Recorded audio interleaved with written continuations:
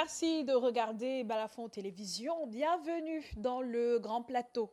Au menu ce soir, l'unité nationale, pilier de notre défense et socle du développement du Cameroun, thème retenu pour la 54e fête du 20 mai. Cette fête de l'unité nationale commémore le référendum historique de 1972, au cours duquel les Camerounais ont approuvé l'abandon du système fédéral au profit d'un État unitaire donnant naissance à la République unie du Cameroun, qui deviendra ensuite la République du Cameroun.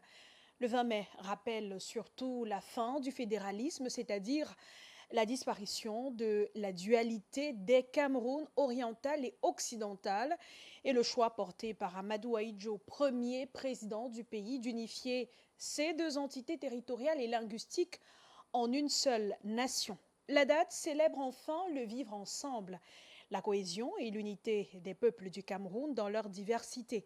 Or, 54 ans après, alors que des fractures sont encore visibles, que reste-t-il de cette unité nationale? Les bases ont-elles été biaisées, faussées? On le verra avec notre invité. Théophile Bon, écrivain, cadre de l'Union des populations du Cameroun, sera avec nous en seconde partie d'émission. Pour l'heure, place au journal.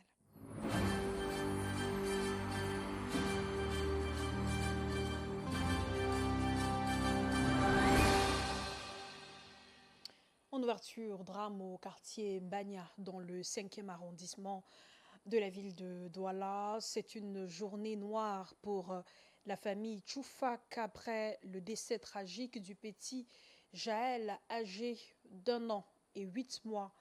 Selon les premiers témoignages, l'enfant serait tombé dans l'eau ce lundi matin devant le domicile familial inondé à hauteur poitrine adulte avant de se noyer sur place. Tristesse et consternation se lisaient sur les visages des proches, voisins et curieux, venus, malgré les inondations, apporter leur soutien.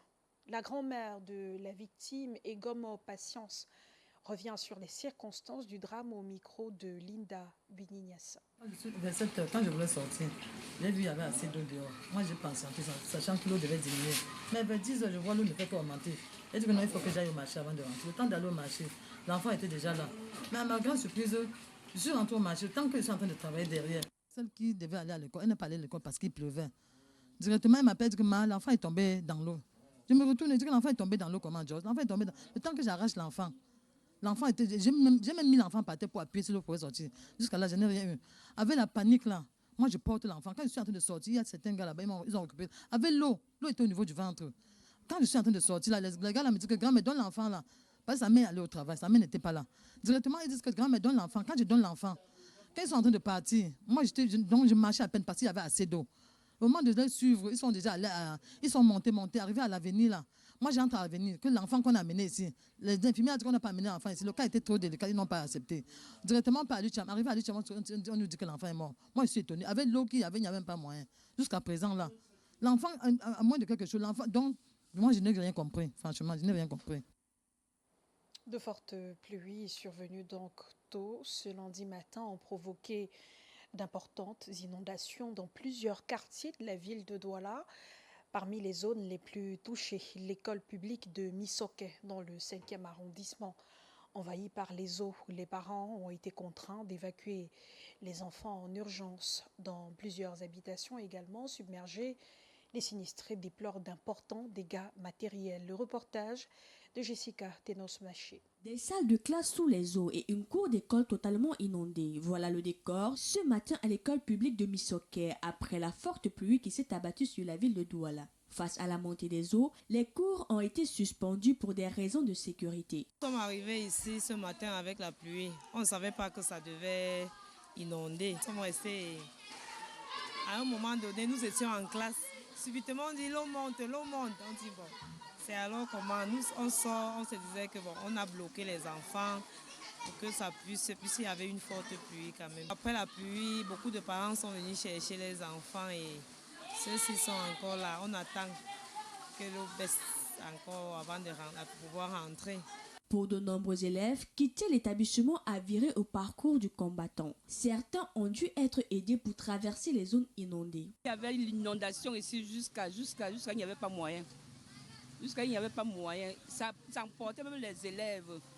Les élèves montaient, ça emportait seulement les élèves. On sauvait seulement les enfants, On a libéré les enfants à midi. C'était en ce moment-là que vraiment il y avait une inondation, un courant d'eau terrible, que ça a emporté beaucoup d'enfants qu'aujourd'hui on était vraiment dans l'eau pour courir et les sauver. Autour de l'école, plusieurs habitations ont également été envahies par les eaux, causant d'importants dégâts matériels. En ce moment-là, vraiment, si on ne parvient pas à faire quelque chose pour nous, c'est que ça ne vaut pas la peine. C'est très grave. Nous souffrons énormément. Les domiciles sont inondés. Les gens sont sortis à 7 heures pour aller au travail. À l'heure actuelle, les maisons sont inondées, les matelas, tout est mouillé parce que les gens sont sortis très tôt pour aller au travail. Et en ce moment-là, c'est très très grave. Tel qu'on le pensait même. Donc nous sommes en mai. Il faut que vraiment on essaie de trouver une solution à ça parce que l'école est là, les enfants sont là, tous les enfants tombent dans l'eau, les rigoles sont pleines, rien ne fonctionne. On a comment le pont, rien ne fonctionne. En ce début de saison pluvieuse, les populations de Douala 5e redoutent déjà les conséquences des prochaines précipitations.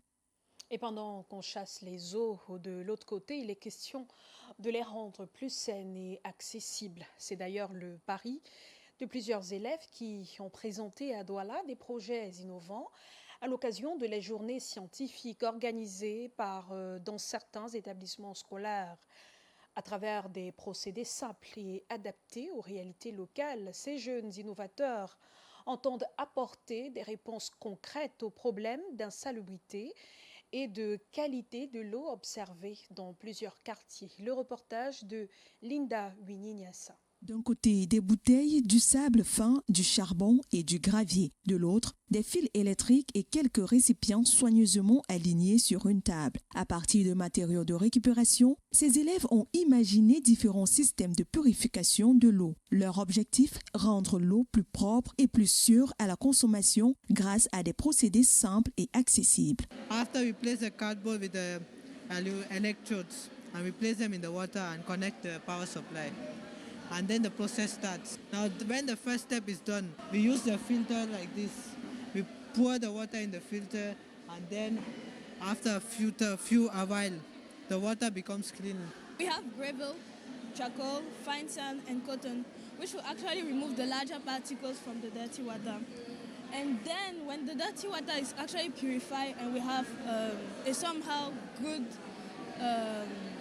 amount of water, we actually use the UV lamp, which is actually a very powerful and useful lamp. We've actually destroyed the inner particles and bacteria inside the water. Pour ces jeunes innovateurs, ces projets vont bien au-delà de l'expérience scientifique. Ils veulent contribuer à réduire les risques sanitaires liés à la consommation d'eau insalubre dans certaines communautés. My grandmother actually lived in a village where the water was actually contaminated and she died from sickness. So I was actually planning to make a presentation on that to raise awareness on people to be aware of how dangerous it can affect the body. Here, around 42% of people don't have access to clean water. So they don't have access to clean water. So we want to show a process. This can be done at an industrial level to get clean water to a lot of people who are struggling and suffering. À travers leurs inventions, ces élèves espèrent sensibiliser les populations aux enjeux de l'accès à l'eau potable et participer à leur manière à la lutte contre les maladies hydriques au Cameroun. Journée scientifique encore après les solutions pensées pour purifier l'eau. D'autres élèves se sont attaqués à un autre défi environnemental, la pollution atmosphérique. À Douala, ces jeunes innovateurs ont présenté un projet centré sur la réduction du carbone dans l'air grâce à un mécanisme associant procédés naturels et innovation technologique. Linda Wininyasa pour les détails une fois de plus. La pollution de l'air reste un défi majeur dans plusieurs villes du monde. Pour tenter d'y apporter une réponse, Zoé Tabi, élève en Forme 2, a conçu une maquette équipée de filtres et de ventilateurs capables de capter une partie du dioxyde de carbone présent dans l'atmosphère. A carbon purification model helps to purify air. So it has to purify air, like the contaminated air comes here, and the fan helps to propel the air to come upwards, which the contaminated air comes through the pipes and enters the purification unit, which the air is pushed in by the water pump, and as it is pushed in by the water pump, it enters now through the 2 layers of cotton, which the cotton also helps to separate the contaminated air from the clean one. So as it passes through the 2 layers of cotton, it now goes through the pipe and comes out through the last layer of cotton, which now helps to remove the excess or the remaining air, contaminated air, and goes through the atmosphere to create a new and fresh air for us humans to breathe. À travers cette invention, la jeune élève veut sensibiliser les populations à la protection de l'environnement et aux dangers du réchauffement climatique. For example, around Douala, we mostly notice like if not 1 or 2 days, you can, like if you're going out, you can clearly notice some black smoke coming in the sky. So I believe one or two people in Douala have seen such, and I noticed that the air that comes out isn't really good for respiration or breathing, because when we like inhale such air, it really affects the lungs. And so I decided to create this project so anybody that like sees us, or maybe even at home, you can create such, because this is a DIY. Une initiative qui illustre l'intérêt grandissant des jeunes pour les questions environnementales et leur volonté de contribuer à un cadre de vie plus sain. Dans le reste de l'actualité, les agents chargés du 4e recensement général de la population et de l'habitat à Douala 3e déplorent la réticence des habitants à les accueillir. Nombreux sont ceux qui fuient les enquêteurs après avoir été victimes de vols, tandis que les agents de terrain s'exposent à des risques d'agression sexuelle pour les femmes. Dans plusieurs quartiers jugés dangereux, des agents recenseurs ont même échappé à des agressions physiques. Reportage Fondrené Marquez. Aside from the unpaid allowances, census workers in the Douala 3 subdivision are lamenting the difficulties they face in the field while collecting data. Lorsque tu veux connaître le nom des membres qui vivent à la maison, ils commencent à te dire que non, le recensement nous sert à quoi? Ils sont là, ils ne peuvent pas aider le pays. Qu'ils aident d'abord le pays, qu'ils font d'abord les routes. Et toi, on t'envoie une jeune fille comme ça, tu viens recenser dans les maisons. Si quelque chose t'arrive ici, tu vas dire quoi? Et il y a d'autres qui font, par exemple, on doit prendre des informations comme l'élevage, l'agriculture, ceux qui font dans ça. Il y a d'autres que tu vois bien qu'ils pratiquent ça. Mais lui, il te fait comprendre qu'il ne pratique rien. Tu ne dois rien dire. Il ne te donne pas son nom. Il ne te donne pas son numéro, rien. This census agent recounts how he was tricked by a resident who unleashed dogs on him. Je suis parti dans un ménage où on m'a enfermé avec des chiens. Une mère, elle m'a dit que je ne dois pas accéder à sa maison. J'ai persisté. Elle a laissé que j'entre pour libérer les chiens. Exemple, bon, moi je suis un homme. J'ai fait ce que je pouvais. J'ai fui. While carrying out the census, they have been robbed by bandits, as confirmed by the enumerators, who also highlight the insecurity in some neighborhoods. Nous sommes entrés dans une maison, on avait peur. Les odeurs, il y avait des odeurs pas bonnes.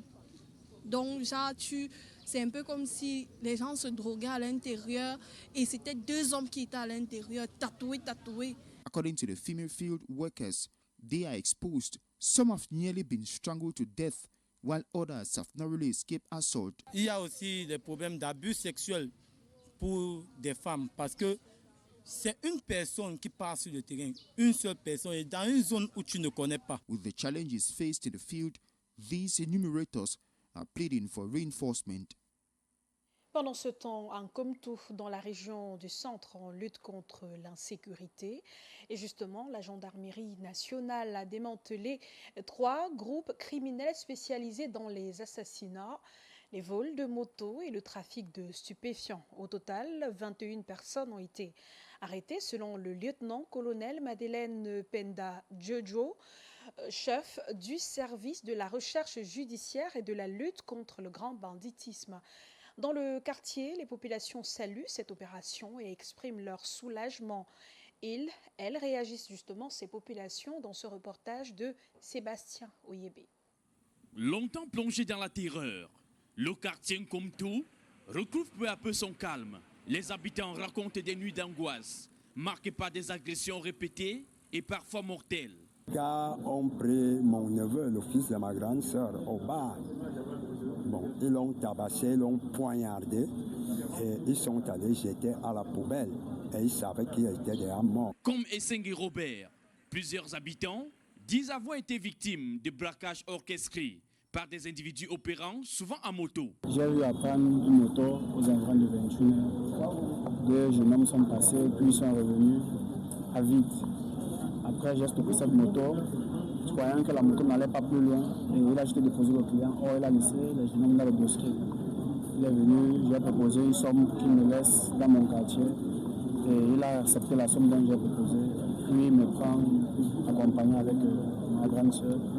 Arrivé au bosquet, il freine, il me dit qu'il n'y a plus de cadre. En freinant, les jeunes sortent de la bourse avec des machettes, puis ils nous ont dépouillé. Ils ont pris de l'argent, des portables. Face à la montée de cette criminalité, la première région de gendarmerie nationale a déployé une opération spécifique après plusieurs mois de plaintes et de renseignements collectés sur le terrain. Il y en a d'autres qui courent toujours. On ne peut pas mettre fin à la criminalité, mais je pense qu'on a donné quand même un grand coup dans la nasse et que selon le retour des populations depuis que nous sommes passés, il y a un calme qui règne. Au moins, ils sont en attente en observant la réaction des FMO. Donc, on va profiter de cette accalmie pour mener des actions de consolidation dans la zone. Au total, 21 personnes ont été interpellées, dont 18 en Komoutou et les autres dans la ville d'Obala. Les opérations se sont étendues sur près d'une semaine. Malgré quelques suspects encore en fuite, les populations saluent déjà un retour progressif du calme dans cette zone autrefois devenue synonyme d'insécurité. Les activités civilo-militaires restent une priorité pour la gendarmerie à l'approche de la célébration du 54e anniversaire de l'unité nationale. À Batouri, dans la région de l'Est, la gendarmerie, sous la direction du commandant de compagnie Yvan Atangana-Fouda, a apporté son soutien au collège bilingue de Bari en faisant don de matériel pédagogique et sportif. Ce geste vise à aider l'établissement à conserver sa place parmi les meilleurs collèges de la région et du pays. Fondre les Marquez pour les détails.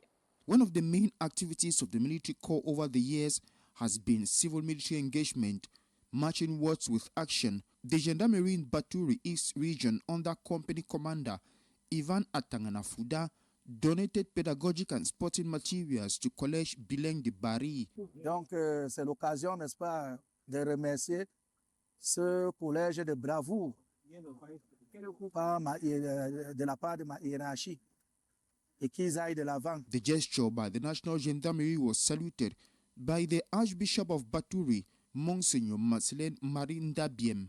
Nous rendons grâce à Dieu et nous remercions le CED avec la compagnie de Batouri, mais aussi j'encourage les enfants à maintenir la cadence parce qu'on n'est pas premier par hasard. C'est le fruit du travail, c'est le fruit de la discipline. The school administration, like the students said, the materials will go a long way to boost and improve learning. Je remercie le commandant de compagnie et Monseigneur Marcelin Marie pour leur déplacement spécial pour le collège et aussi pour les nombreux prix qu'ils nous ont offerts. Même si le collège est premier, nous ferons tout pour garder cette place. According to the company commander, reinforcing civil and military relations is primordial to them as a nation prepares to celebrate the 54th National Unity Day this Wednesday. Consolider l'unité entre les communautés et renforcer la cohésion entre les différents corps de métier. C'est le message fort porté à Bafoussam par l'aumônier militaire national adventiste. Dans un contexte marqué par diverses tensions, les hommes d'église ont réuni forces de défense et de sécurité, militaires, gendarmes, policiers, sapeurs-pompiers et civils autour d'un même idéal, la paix et le vivre ensemble. Un moment de communion vécu par notre reporter Franck Duroc Tassonquin. Dans l'extrême nord, il y a des camarades et dans d'autres cas.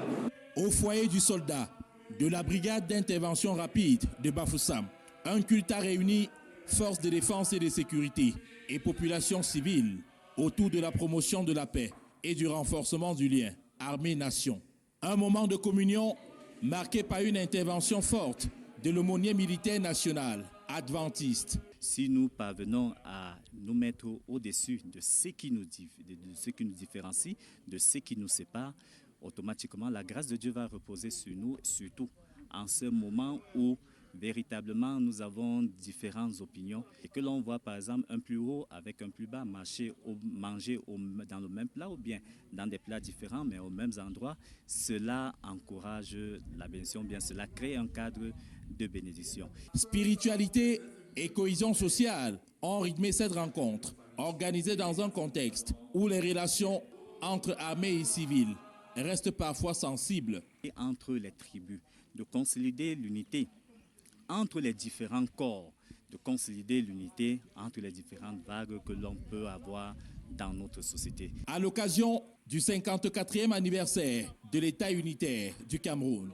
les hommes de Dieu ont lancé un appel pressant à l'union autour des valeurs de paix, de solidarité et de vivre ensemble. Les hommes en tenue et le civil, tout le monde est représenté.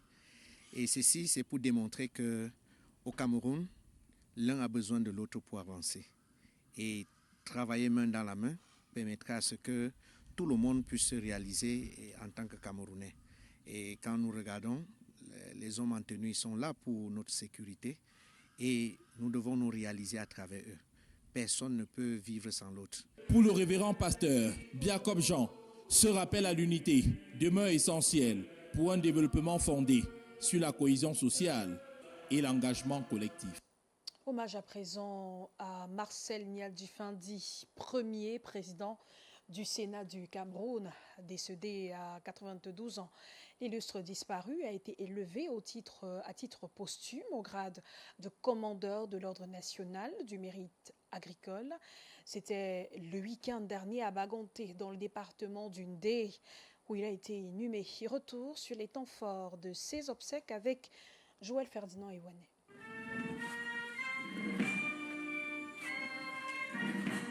Visage serré, ambiance lourde et fanfare en fond sonore, la dépouille du patriarche Marcel Nial-Difendi a fait son entrée au stade municipal de Bagonté. Autorités administratives, religieuses, traditionnelles et proches de la famille sont venus nombreux lui rendre un dernier hommage. Pour ses camarades du Rassemblement démocratique du peuple camerounais, l'ancien président du Sénat reste l'image d'un bâtisseur et d'un rassembleur. Nous gardons de lui une image d'un homme affable, d'un homme très épris de l'esprit de la patrie, un homme rigoureux qui a su se donner et donner tout ce qu'il avait pour sa patrie. Son départ constitue une grosse perte pour le Cameroun. Tout ce que je peux dire à mes frères, c'est un exemple à suivre, non seulement nous, et même pour les générations futures. Pour les fils et filles du Ndé, la disparition de Marcel Nial-Difendi laisse un vide difficile à combler. Le Ndé, le Cameroun, perd un de ses fils, un vaillant garçon, c'est un peu comme ça, hein.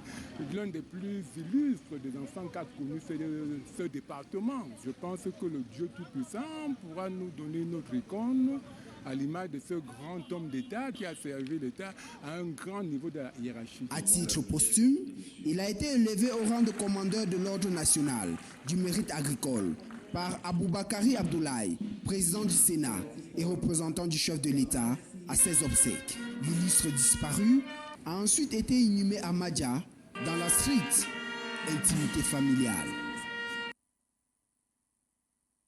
Nuit du Rire, acte 23, le rendez-vous, c'est demain mardi 19 mai, avant les éclats de rire du public.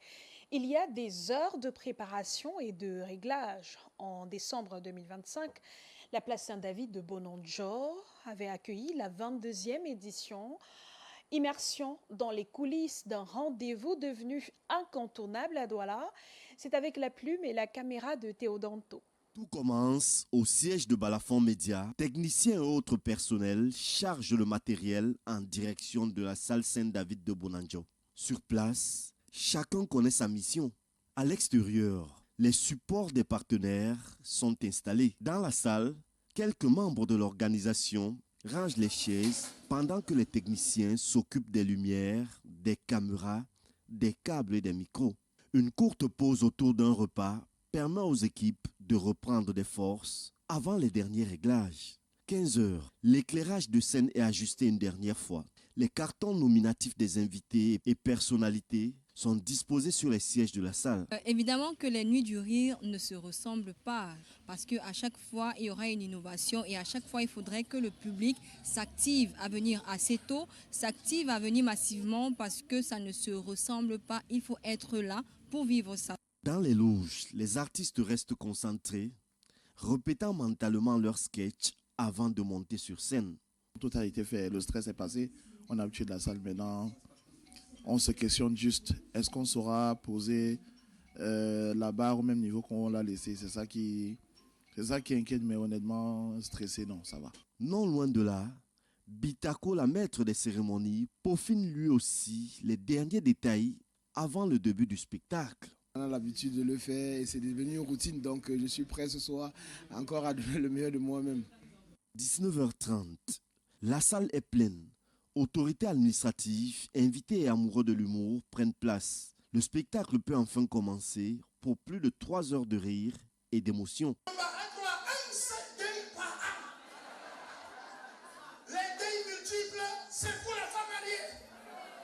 Et des moments à vivre donc demain, mardi 19 mai, à la place Saint-David de Bonanjo à Douala. Dans l'actualité sportive, on parle de football. MTN Elite One, l'arbitrage en question, le jeu en péril. Depuis le début de cette saison, les plaintes sur les erreurs d'arbitrage n'en finissent plus. Des décisions curieuses qui portent atteinte à l'équité du jeu.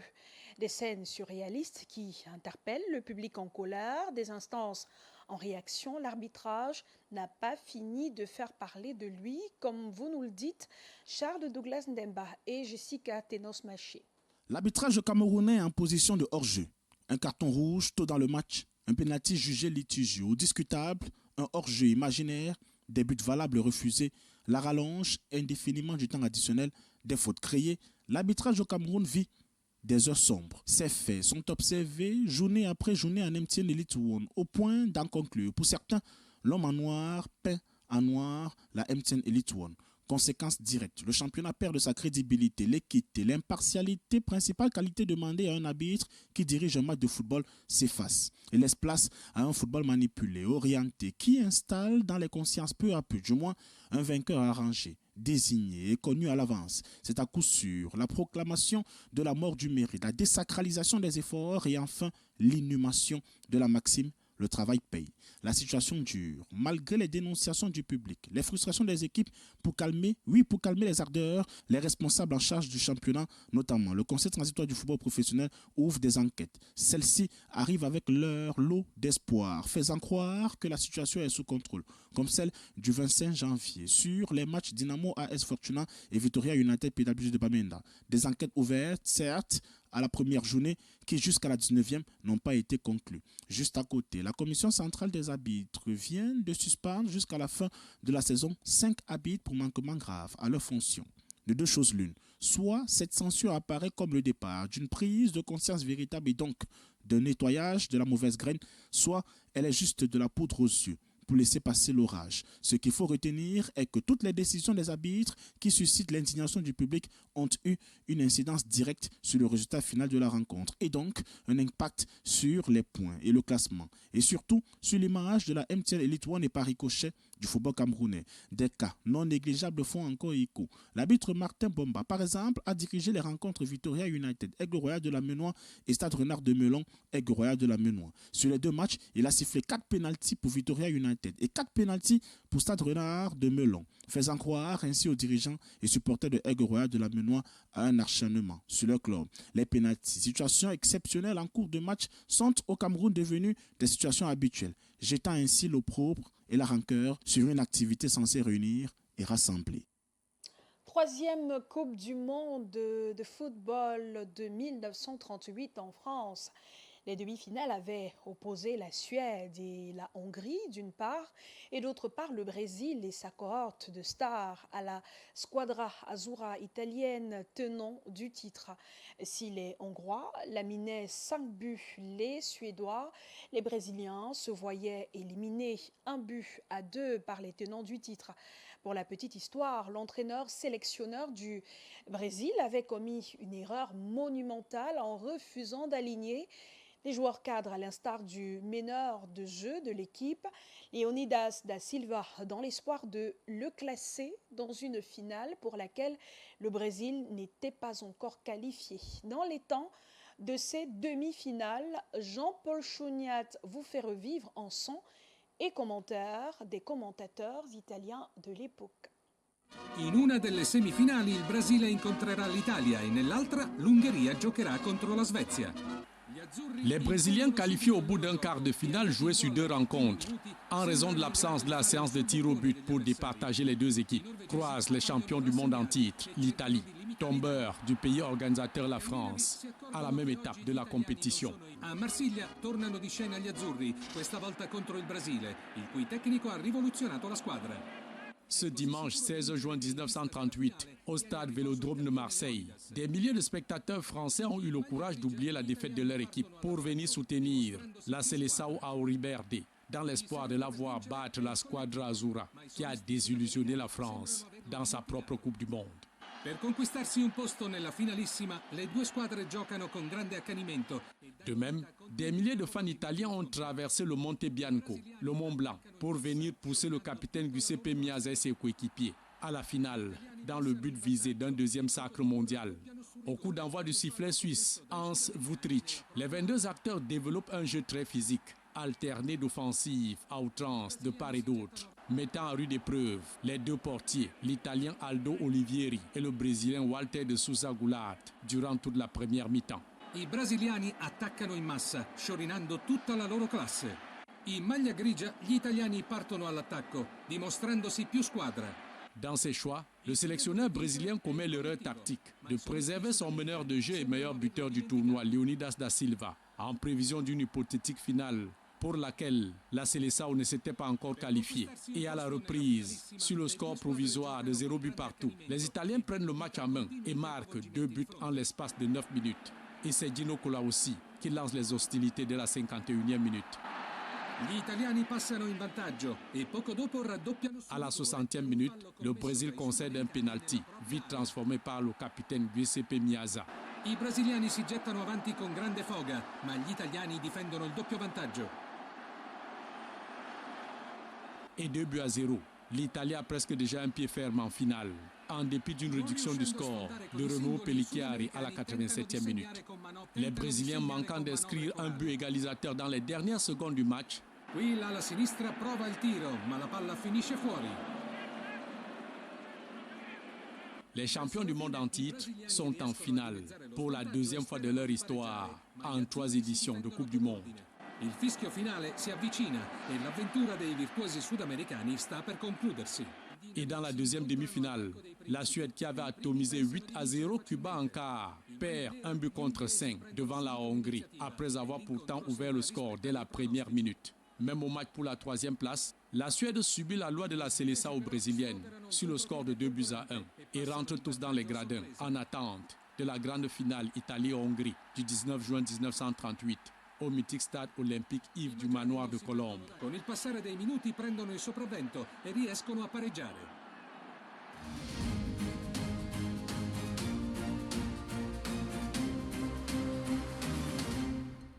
Bienvenue dans la 2e partie du Grand Plateau.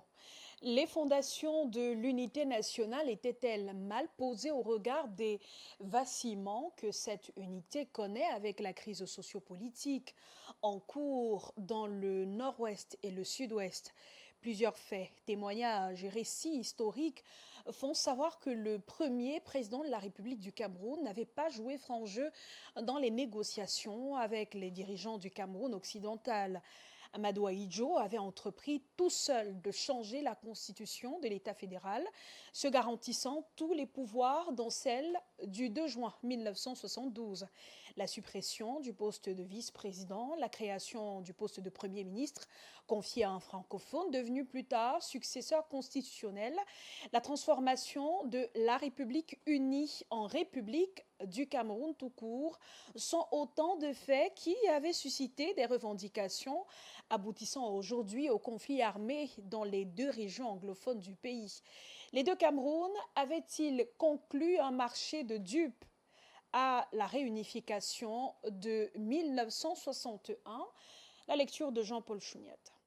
À observer et analyser les secousses que subit le socle de l'unité nationale depuis des décennies, la question paraît toute évidente de demander si ses fondements étaient faussés dès le départ. Séparés à la défaite de l'Allemagne le 4 mars 1916, dans la campagne de la Première Guerre mondiale au Cameroun, il avait fallu recoller les deux morceaux d'un territoire divisé et confié à la France et l'Angleterre. Dans une marche sous tutelle, une partie, le Northern Cameroun, choisit le rattachement au Nigeria. Le Southern Cameroun préférant se rallier à moitié dans un mariage de cœur et de raison avec l'autre partie devenue indépendante et s'appelant République du Cameroun. Un acte scellé entre deux États fédérés un certain dimanche 1er octobre 1961. Ce fut le résultat d'une réunification totalement dévoyée à la conférence de Fouban du 17 au 21 juillet 1961.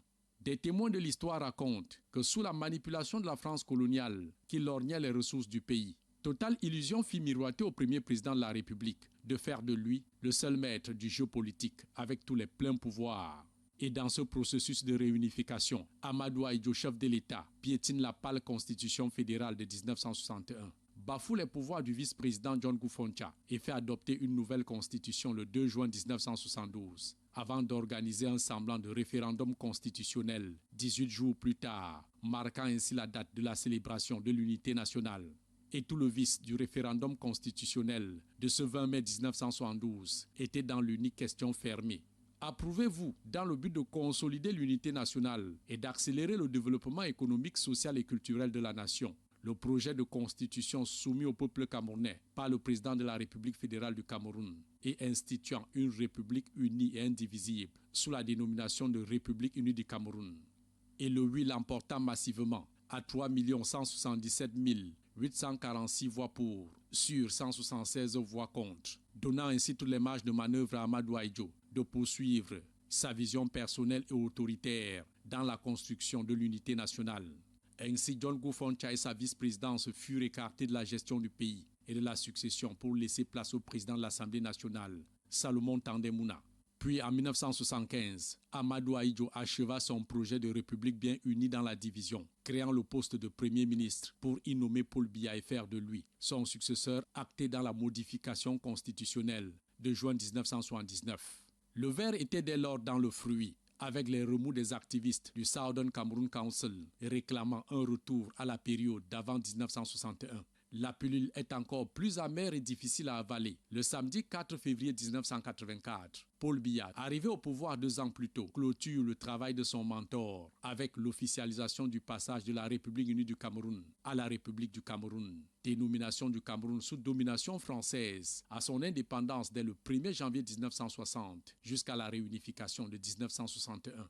La grogne bouillonnait désormais dans le nord-ouest et le sud-ouest jusqu'aux revendications de 2016 des avocats et des enseignants, dégénérant en 2017 en une crise sociopolitique armée qui secoue ces deux régions depuis 9 ans déjà. Entonné et chanté désormais à corps et à cri en grand renfort de communication à l'approche de chaque 20 mai, les bases de notre unité nationale étaient faussées dans la rédaction des textes fondateurs de la nation camerounaise et les pratiques politiques depuis le régime Ahidjo, poursuivies sous l'ère de l'ordre de 82. Nous avons été rejoints par Théophile Bon, écrivain, cadre de l'UPC, l'Union des populations du Cameroun. Bonsoir, bienvenue. Bonsoir, bonsoir. Très heureux d'être votre invité aujourd'hui.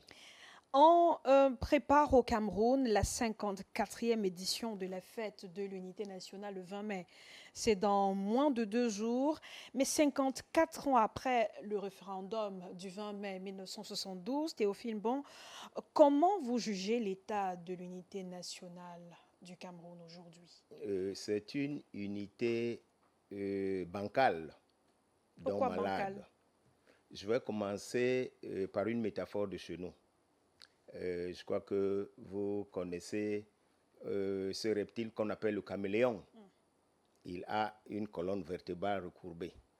On dit chez nous que lorsqu'il veut s'accoupler, il prend toutes les précautions parce que sa colonne vertébrale est recourbée et pour monter sur le dos de la femelle dont la colonne vertébrale est identiquement recourbée. C'est ainsi donc qu'après cet accouplement, les œufs qui en sortiront auront la même forme recourbée. Et le petit caméléon qui sortira de ces œufs aura la même forme. C'est pour dire donc, aujourd'hui nous continuons de fêter l'unité nationale. Mais cette unité, dès le départ, a été biaisée. Cette unité, dès le départ, n'a pas bénéficié d'un accord des partis. Ça a été un grand marché de dupes. Pourquoi ça? Pourtant, il y a eu un référendum. Oui, faut déjà partir de la genèse. La genèse part après la Deuxième Guerre mondiale. J'ai suivi le reportage de Tunan. La genèse part après la Deuxième Guerre mondiale, lorsque la France est totalement laminée. Son économie est à terre. Alors, De Gaulle, qui organise sa conférence à Brazzaville le 8 mars 1940, trace le cap. Au lieu de la souveraineté, de l'indépendance dont les Africains avaient droit et avaient besoin, il leur propose quelque chose qui n'est pas cette indépendance-là. Il a appelé l'autonomie interne. Alors, à partir de là, il leur refuse cette possibilité de créer une nation. Parce que déjà dès 1952, l'UPC revendiquait déjà l'unification des deux parties du pays. C'est de là que part le problème. Lorsqu'en 1960, on donne une indépendance de façade à la partie francophone, après l'avoir liée par des accords coloniaux, vous voyez bien que la partie anglophone qui vient la retrouver en 1961 vient à tort.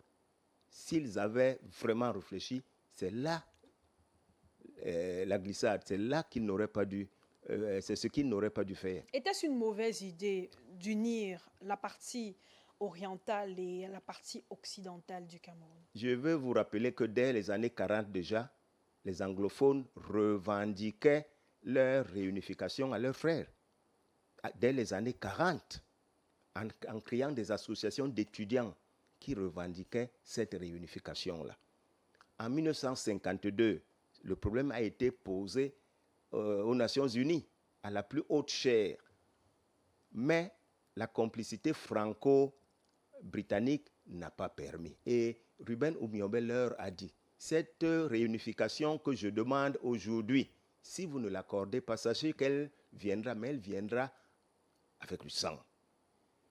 Alors, à partir de ce moment, cette mauvaise volonté affichée a été transmise à ceux qui ont hérité du pouvoir colonial et qui sont entrés dans l'indépendance. Cette même mauvaise volonté, parce qu'au départ, il faut reconnaître que tous ceux qui représentaient la partie française à l'ONU militaient contre cette réunification. À la base, donc, ils n'ont jamais voulu de la réunification. Lorsque vient l'indépendance et qu'ils se rendent compte que la majorité des Camerounais sont favorables à la réunification, alors c'est de guerre là qu'ils l'acceptent. La réunification de 1961 n'aurait pas dû avoir lieu à cette époque-là. Et la manière dont elle a été faite était déjà bancale. Et elle augurait déjà des conséquences néfastes qui viendront bien longtemps après. Quels sont les principaux facteurs peut-être politiques et institutionnels après l'année 1972 qui ont contribué à la fracture actuelle? Vous dites que c'était un projet mal ficelé, oui. Il y avait une fracture dès le départ, mais qu'est-ce qui a contribué à ça? Il se passe déjà qu'en 1961, ce n'est pas l'ensemble des Camerounais qui se prononcent. Ce sont les Camerounais de la partie anglophone qui acceptent de retrouver leurs frères de la partie francophone. Soit. Et on ne leur demande pas s'ils veulent être indépendants. On leur demande est-ce qu'ils veulent retrouver leurs frères de la partie francophone ou alors est-ce qu'ils veulent aller au Nigeria? Bon, avec toutes les manigances qu'il y a eu, il s'est trouvé que ceux de la Southern Cameroun ont accepté de retrouver leurs frères de la partie francophone, c'est la Northern Cameroun. Bref, les deux puissances coloniales se sont partagées la poire au milieu, on peut le dire ainsi. Bon, maintenant, lorsqu'ils arrivent en 1972, on ne leur demande pas est-ce que vous voulez passer, parce qu'entre-temps, la Constitution prévoit un fédéralisme et ne permet pas, même si l'on veut changer les dispositions, ne permet pas de changer la forme de l'État. Mais en 1972 déjà, eh bien, au moment du référendum, on voit la Constitution. Vous voyez qu'ici, on ne va pas demander aux anglophones à qui on a demandé précédemment s'ils veulent rejoindre. Mais c'est à l'ensemble du peuple camerounais qu'on demande, sachant pertinemment que les francophones constituent environ les 4/5e et que les anglophones constituent environ le reste des 5/5e. Alors, là encore, vous voyez que ça a été biaisé. L'intention dolosive a continué, c'est-à-dire l'intention de tromper, ça il faut qu'on se le dise. Bon, nous nous retrouvons maintenant avec au lieu d'un État fédéral, nous nous retrouvons dans un État unitaire. Mais un État unitaire qui n'a pas pu créer une nation. Parce que lorsque les pères fondateurs demandent dès 1952 la réunification, c'est pour qu'avant l'indépendance, que nous ayons constitué une nation et qu'ensemble nous entrions dans l'indépendance. Il n'y aurait pas de problème de division, il n'y aurait pas de problème de recherche de l'unité nationale. La recherche de l'unité nationale, c'est qu'on a maintenu les deux parties. On les a introduits séparément, elles ont évolué séparément, on les introduit séparément dans une fédération. Au moment de se préparer donc à l'intérieur de la fédération, on les disloque encore pour leur dire maintenant ce n'est plus la fédération, c'est l'unité, sans qu'on ait demandé la volonté profonde des parties concernées. Actuellement, Théophile Bon, les discours officiels présentent le 20 mai comme la fête de l'unité nationale, la fête du vivre ensemble au Cameroun. Mais pour beaucoup d'anglophones, beaucoup de ressortissants du nord-ouest et du sud-ouest, cette date symbolise plutôt la perte de leur autonomie. Est-ce que c'est ainsi qu'on doit considérer le 20 mai au Cameroun? L'autonomie, on l'a perdue depuis, on l'a perdue dès 1884. La perte, bon. ça c'est ce que pensent les Camerounais d'une partie du pays, la partie qui s'est jointe à l'autre pour former le Cameroun uni qui est devenu la République du Cameroun. Oui, bon, je ne suis pas d'accord avec cette façon de voir, parce qu'on ne peut pas dire que c'est le 20 mai 1972 qu'ils ont perdu leur autonomie. Ils l'ont perdu longtemps avant. Mais ce que je veux dire, c'est que le 20 mai 1972, c'est la fête nationale. Ça se décrète. C'est la fête nationale. C'est acté. Toute personne ne peut dire le contraire. Mais quant à la célébration de l'unité nationale, je crois que là, on met la charrue avant les bœufs. On célèbre une unité nationale qui reste à conquérir, parce que jusqu'au jour d'aujourd'hui, elle n'est pas conquise. La fête de l'unité nationale, mais est-ce que c'est tout le monde qui devrait considérer cette journée comme une fête?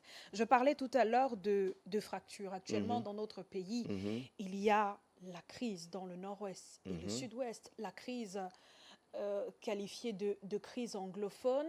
Est-ce que elle tire sa source justement de ce référendum mal négocié, de cette unité mal négociée justement? Je crois qu'il y a eu une succession d'événements qui ont fini par convaincre nos frères qu'ils sont réellement dans un marché de dupes.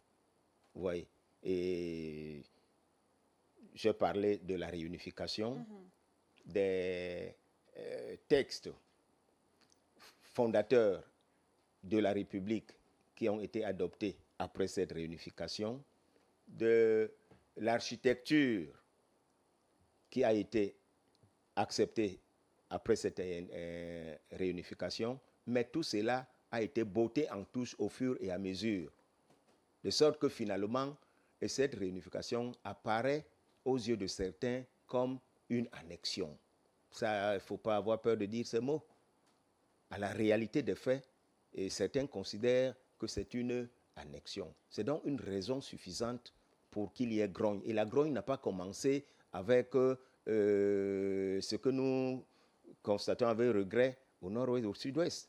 Depuis 1972 déjà, il y a des Camerounais de la partie anglophone qui étaient mécontents et qui ne manquaient pas de le démontrer tous les ans. Le 1er octobre, ils manifestaient.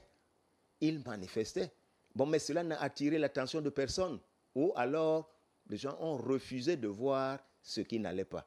Et de fil à aiguille, cela a donc créé la situation que nous déplorons aujourd'hui. Dans le projet d'union de ces deux Camerouns, le Cameroun francophone, le Cameroun anglophone, il avait été dit que ces deux parties formeraient une seule partie, un Cameroun uni, indivisible. Avec le problème anglophone, on a suivi les revendications des Camerounais vivant justement dans le nord-ouest et le sud-ouest, qui dénonçaient la répartition assez faible des ressources, notamment quand on observe ce qui est fait dans la partie francophone et ce qui est fait dans la partie anglophone. Il y a une sorte de déphasage. Est-ce que c'est ainsi que ça avait été négocié? Est-ce que c'est la promesse qui avait été faite au moment où on disait qu'on ne parlera plus de deux Camerouns, mais plutôt d'un, avec le même peuple qui partage la même culture, les mêmes langues officielles, le français et l'anglais? Vous savez, quand on va en négociation, et nous devons partager les mêmes aspirations, avoir la même vision, chercher le même objectif. Mais il se trouve à l'évidence que cela n'a pas été le cas. Comment pouvez-vous comprendre que depuis 1962, année de la réunification du Cameroun, jusqu'en 2000, par exemple, qu'on ait eu un développement séparé de ces deux entités? Le bilinguisme, c'est sur le papier. Le Camerounais déjà devrait être bilingue. Ce n'est pas par la langue qu'on devrait distinguer le Camerounais de la partie dite anglophone du Camerounais de la partie dite francophone. Mais jusqu'à ce jour, vous comprenez, quelqu'un qui termine ses études à la partie dite anglophone n'est pas capable d'articuler une phrase en français et vice-versa. Ça veut donc dire que là, il y a échec. S'il y a échec, c'est quoi? C'est parce que la volonté politique n'a pas été réelle. Lors des négociations, on a affiché une volonté pour atteindre l'objectif de rassembler les deux. Mais la volonté politique d'unifier, elle ne s'est jamais manifestée. Les politiques publiques tendent à séparer les deux entités jusqu'à tout récemment. Alors si aujourd'hui nous déplorons la crise du Nozo, et elle a commencé par de petites revendications, vous voyez, les enseignants, les avocats, en fin 2016. Et surtout quelque chose de pratique. Nous sommes dans un pays dit unitaire qui est un, mais nous trouvons que ici c'est le code civil qui est appliqué, là-bas c'est le common law. C'est déjà une division. Et lorsque, conformément aux revendications de nos frères de la partie anglophone, on affectait les magistrats francophones qui ne sont pas formés au common law pour juger les justiciables anglophones qui, eux, attendent une justice rendue sur la base du common law. Vous voyez toutes ces petites choses-là qui devraient être évitées si au départ on avait voulu vraiment les évacuer définitivement. Pourquoi les a-t-on entretenus? Et quand ces conflits commencent, tous les moyens, de mon point de vue, étaient disponibles pour l'arrêter. Mais qu'est-ce qu'on a constaté? Un déni. On dit il n'y a rien, ce n'est rien, tout. Et finalement, cela a pris des proportions, de l'ampleur, jusqu'au moment où maintenant ça devient un réel problème. un réel problème. Et cela étale donc aux yeux du monde que l'unité tant clamée ici n'est que sur du papier et au bout des lèvres. La réalité de la vie au niveau du Cameroun ne reflète pas cette unité. Alors l'unité nationale qu'on va célébrer le 20 mai, après-demain, elle n'existe pas selon vous? J'ai toujours dit qu'elle n'existe pas. Et la crise du Nozo est ce qui est venu présenter aux yeux du monde entier que cette unité n'existe pas. Mais bon, nous disons tous, les réseaux sociaux, nous voyons tout ce qui se passe. Le Cameroun est totalement clivé. Le Cameroun est totalement divisé. Nous ne sommes pas unis. Le tribalisme est devenu un serpent de mer. Comment peut-on dire que nous sommes unis lorsque, à longueur des journées, telle tribu se dresse contre telle autre tribu, alors que c'est des choses qu'on pouvait évacuer. Et c'est tout récemment qu'on l'a constaté. Nous avons vécu pendant longtemps, malgré le caractère bancal de cette unité, ça avançait. Il y avait espoir qu'on pourrait aller de l'avant. Mais depuis quelques années, non, les tribus sont dressées contre l'autre. On a l'impression même que cela est voulu. On a l'impression que c'est une politique qui consiste à diviser pour mieux régner. Et cette politique, elle a été héritée de colonisateurs. Théophile, bon, si le Cameroun était effectivement uni, si il existait clairement cette unité nationale, puisque vous pensez qu'elle n'existe pas, à quoi aurait ressemblé le Cameroun? À un paradis, à un paradis. Le temps qu'on perd à se combattre, à discuter, on l'aurait mis à profit pour notre développement. Les projets des projets bidons que l'on crée pour satisfaire des affidés, des projets pour la plupart non rentables, qui n'apportent véritablement aucune valeur ajoutée, tout simplement parce qu'il faut contenter des fidèles. Mais si on était unis, on aurait, au lieu de concentrer le développement à Douala et à Yaoundé, élargir à l'arrière-pays. Vous voyez comment nous étouffons à Douala, comment on étouffe? Tout simplement parce que l'arrière-pays, contrairement à ce qu'on dit, est totalement abandonné. L'arrière-pays n'a rien qui permet aux jeunes d'y rester. Alors chacun veut aller à l'Eldorado qui est la ville, et avec tout ce que cela comporte. On transporte dans les villages qu'on vient implanter dans les villes, et il n'y a aucun aménagement, il n'y a rien qui a été prévu pour recevoir tout ce flux.